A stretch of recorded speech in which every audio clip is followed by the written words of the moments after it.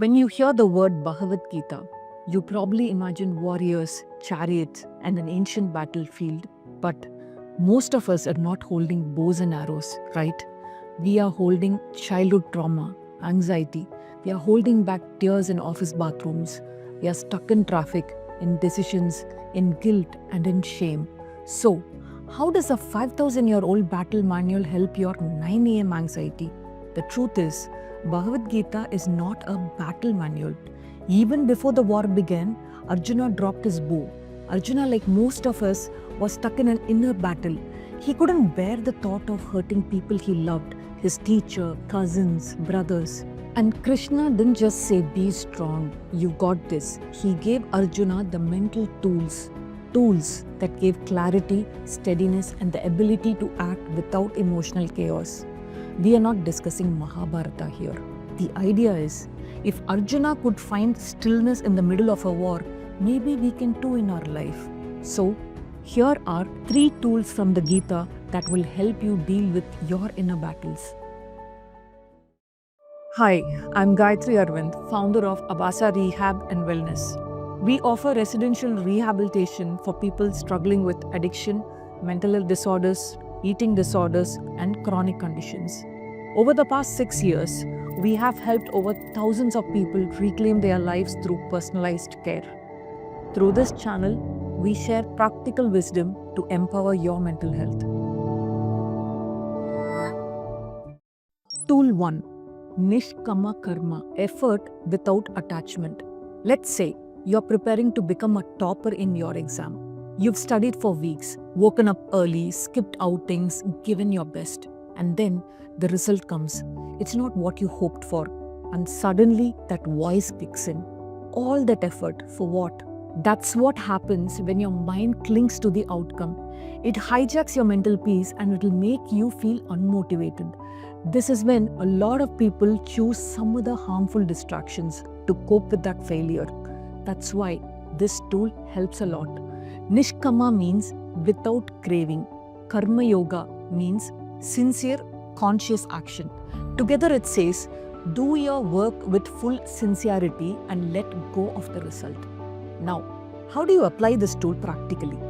Before you begin something big, pause. Tell yourself, my job is to give my best. That's it. And at the end, don't ask, did I win? Ask, was I honest in my effort? If yes, you already won.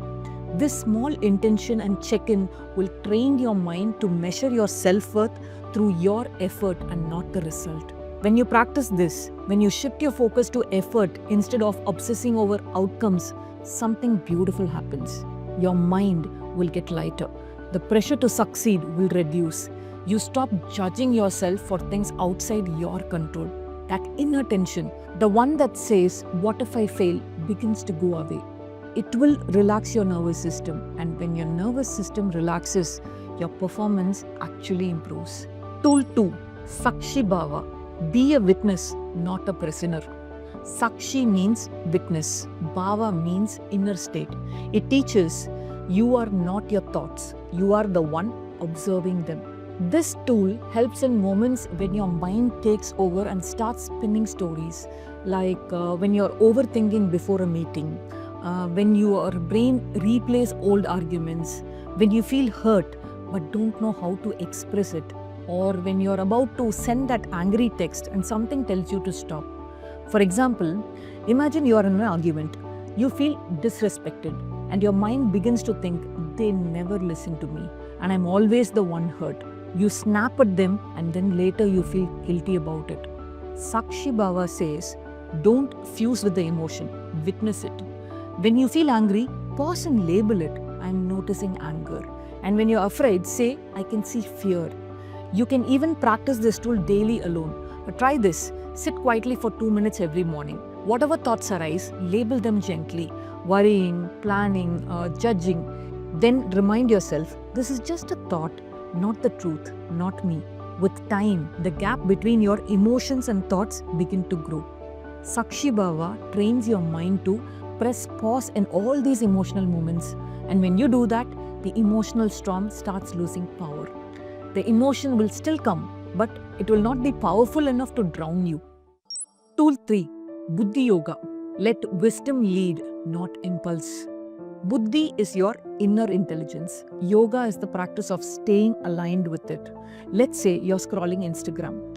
You see someone your age buying a house, getting married, moving abroad. Suddenly, your mind panics. I'm behind.